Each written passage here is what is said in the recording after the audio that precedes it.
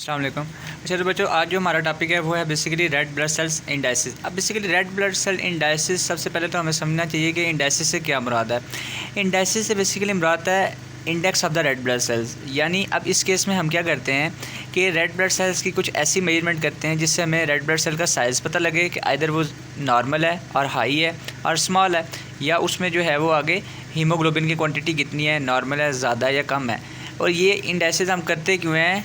To classify the anaemia, ताकि हम इससे अनीमिया की क्लासिफिकेशन कर सकें। क्योंकि अगर आरबीसी का साइज़ कम होगा तो उससे हम कहेंगे माइक्रोसिटिक, ज़्यादा होगा तो उससे हम कहेंगे मैक्रोसिटिक। इसी तरह अगर उसमें आरबीसी में अगर हीमोग्लोबिन ज़्यादा है तो उसे हम कहेंगे हाइपरक्रोमिक अनीमिया, अगर कम है तो उसे हम कहेंगे हाइपोक्रोमिक अनीमिया, अगर नॉर्मल हीमोग्लोबिन है तो उसे हम कहेंगे नॉर्मोक्रोमिक अनीमिया। अगर अब हम फ़र्स्ट चलें अपने फ़र्स्ट की तरफ, तो फर्स्ट में हमारे पास सबसे पहले क्या आ जाता है? फर्स्ट में हमारे पास आ जाता है ये SCT, which is the haematocrit. Haematocrit it is also called as the packed cell volume. It is also called as packed cell volume, which is also called as the PCV। ठीक हो गया। अब basically सबसे पहले हमें इसको समझने की ज़रूरत है कि हेमाटोक्रिट होता क्या है। हेमाटोक्रिट बेसिकली सिंपल ये है कि जब आप किसी टेस्ट ट्यूब में ब्लड ले लेते हो, for example you have taken N 100 ml blood, तो उस ब्लड में जो है वो कितने पोर्शन, उसका कितना सेलुलर पोर्शन आरबीसीज़ का है, उसको हम सिंपली हेमाटोक्रिट का नाम दे देते हैं। यानी उस 100 ml ऑफ ब्लड में कितने जो उस परसेंट है वो आरबीसीज़ का हिस्सा है। that RBC cellular component of the blood, it is called as the simply hematocrit हम उसको कह देते हैं। अब बेसिकली हेमाटोक्रिट को मेजर आप कैसे करते हो? हेमाटोक्रिट को मेजर करने का सिंपल तरीका ये है कि आपने एक टेस्ट ट्यूब ले ली, अब उसमें मेजरमेंट है 100 आपने उसमें जो है वो कहता है फ्लूइड ले लिया। जब आप उसने 100 ml आपने उसमें फ्लूइड ले लिया ना, अब उसके बाद आप क्या करोगे? अब उसमें सेल्स होंगे, उसमें RBCs भी होंगे, WBCs भी होंगे, प्लेटलेट्स भी होंगे। ठीक है। अब क्या करेंगे? आरबीसीज की प्रॉपर्टी होती है कि वो ये सेटल डाउन करते हैं टेस्ट ट्यूब में, जिसे आप कहते हो एरिथ्रोसाइट सेडिमेंटेशन रेट। ठीक हो गया। अब ये अपनी इस प्रॉपर्टीज़ की वजह से क्या करेंगे?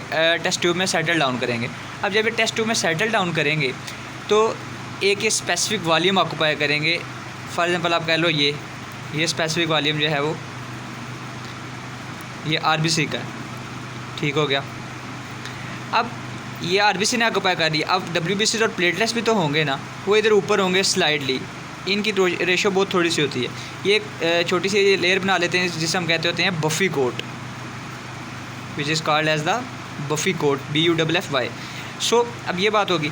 अब बेसिकली ये जो पोर्शन आरबीसी ने ऑक्यूपाई किया है ना, this is the called as the haematocrit और द पैक्ड सेल वॉल्यूम। क्योंकि आरबीसी इसमें नीचे पैक हो गए इसलिए इसको हम कह रहे हैं पैक्ड सेल वॉल्यूम। अब एवरेज आप लें तो ये 45% आ रहा होता है, लेकिन ये मेल्स और फीमेल्स में ना वेरी करता है। अगर आप इसकी रेशो देखो तो मेल्स में जो है ये कितना आता है? 41 से 53% के करीब आ जाएगा, और जो फीमेल है ना उसमें ये आ रहा होता है 36 से 46% तक। अब इस सारी बहस का क्या मकसद था? हमने क्यों हेमाटोक्रिट फाइंड किया? बिकॉज इसकी इम्पॉर्टेंस है। अब हेमाटोक्रिट की दो सिचुएशन हैं, या तो ये ज़्यादा हो सकता है या तो ये कम हो सकता है।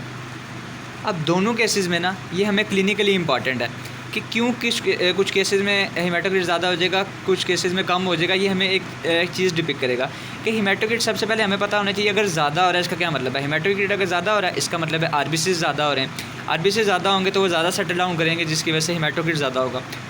अब आरबीसी ज़्यादा हो रहे हैं तो इसकी क्या वजह हो सकती है? इसकी वजह दो हो सकती हैं, या तो उनकी प्रोडक्शन ज़्यादा हो रही है, बोन मैरो हाउस जो है उनकी प्रोडक्शन को ज़्यादा कर रहा है, या दूसरी इसकी वजह ये हो सकती है कि उनकी डिस्ट्रक्शन कम हो रही है। डिस्ट्रक्शन कम क्यों हो रही है? हो सकता है कि स्प्लीनोमेगाली हुई है, स्प्लीन रिमूव है तो आरबीसी जो है वो रिमूव नहीं हो रहे, इसलिए उसकी प्रोडक्शन ज़्यादा हो गई है।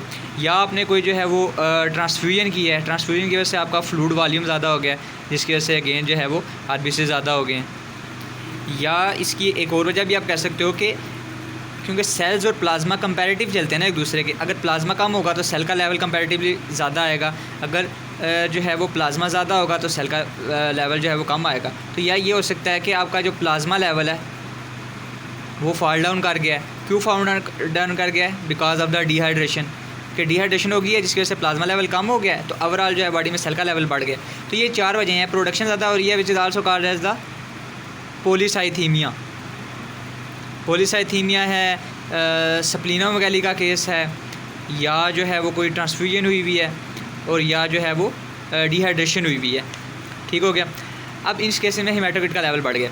अब कौन से केसेस हैं जिसमें हीमेटोक्रिट का लेवल जो है वो कम हो जाता है? अगर सेम इसी के लिहाज से चलें, अगर हीमेटोक्रिट का लेवल कम हो गया है, इन केस अगर प्लाज्मा का लेवल ज़्यादा हो गया है, फॉर एग्जांपल फ्लूइड ज़्यादा हो गया है, एडीमा हो गया है, in case of pregnancy, we are talking about the physiological condition, pregnancy हो गई है, इस केस में जो है वो हीमेटोक्रिट का लेवल जो है वो कम हो जाएगा। और इसके अलावा अगर आप और केस देखो, या इसकी डिस्ट्रक्शन ज़्यादा हो रही है, या प्रोडक्शन कम हो रही है, या जो है वो इनका जो नंबर है वो कम हो गया। क्यों नंबर कम हो गया? फ्लूइड लॉस हो गया, कोई एक्सीडेंट वगैरह हुई है, कोई इंजरी हुई है जिसकी वजह से जो है वो इसका जो है वो लॉस हो गया, आरबीसी जो है वो निकल गए ब्लड से, और जिसकी वजह से एसिडिटी जो है वो कम हो गया। सो ये था बेसिकली पूरी कहानी इसकी हीमेटोक्रिट की। बाकी जो रेस्ट ऑफ द इंडेक्सेस हैं वो उसको हम ना नेक्स्ट पार्ट में डिस्कस करेंगे। जज़ाकल्लाहु खैरा।